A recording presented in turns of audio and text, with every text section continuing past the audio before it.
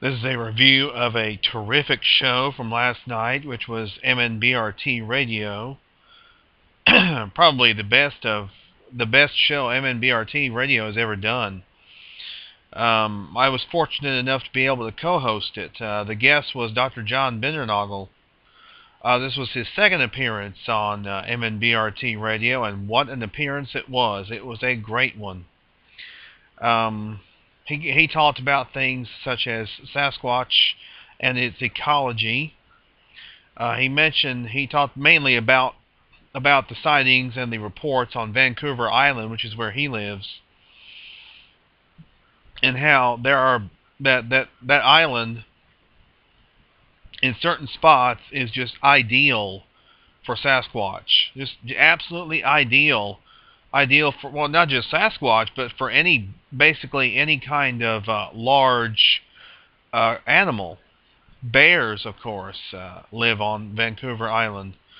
And as we saw on the Monster Quest episode, Mysterious Ape Island, we could see bears swimming from the mainland to Vancouver Island. So I have no doubt that Sasquatches probably do the same thing.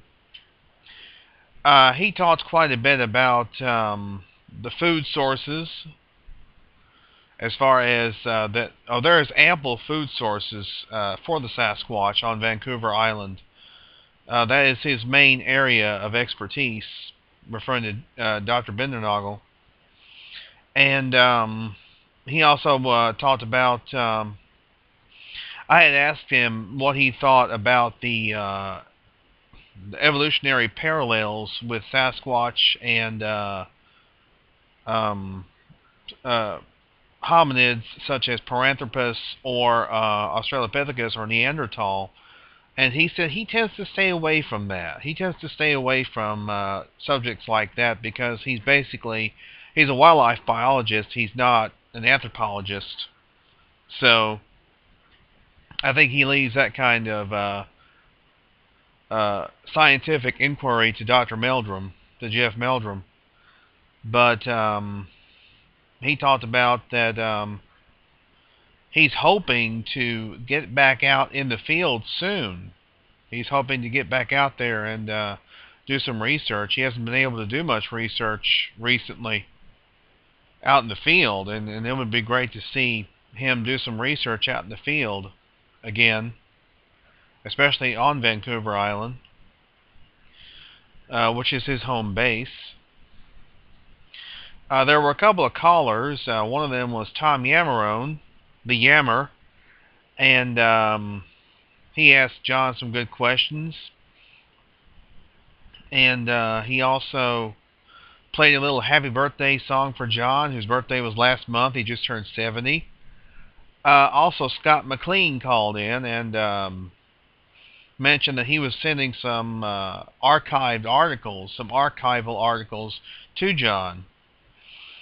As you all probably know, Scott has been busier than a bee probing archives of newspapers and things like that for any kind of mentions of Sasquatch.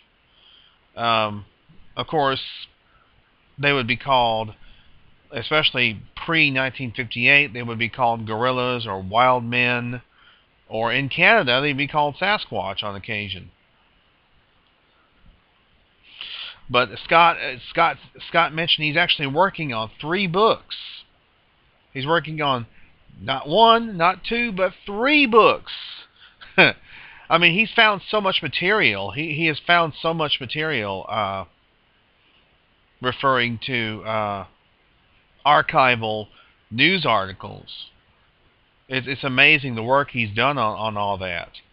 And Scott is, well, his health isn't in the best of shape, so he needs a lot of prayers. And I'm going to ask all y'all to pray for Scott McLean, that he'll get through his latest round of treatments just fine.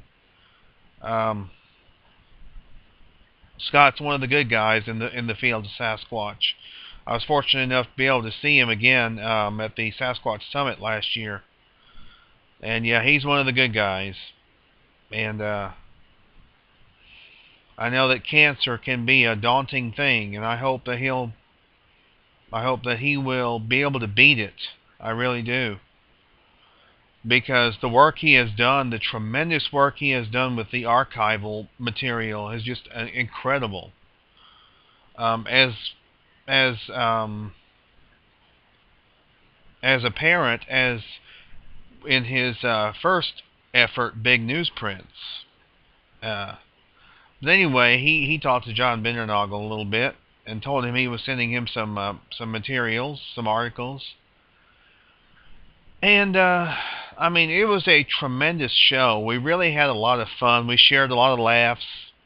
John and Abe and myself, we shared a lot of laughs, and we had a lot of fun. It was a fun show. It was great to hear John. I love to hear him talk about his theories and things like that. I love to talk to him too. I was fortunate enough to be able to. This is about the third time that I've actually helped interview John.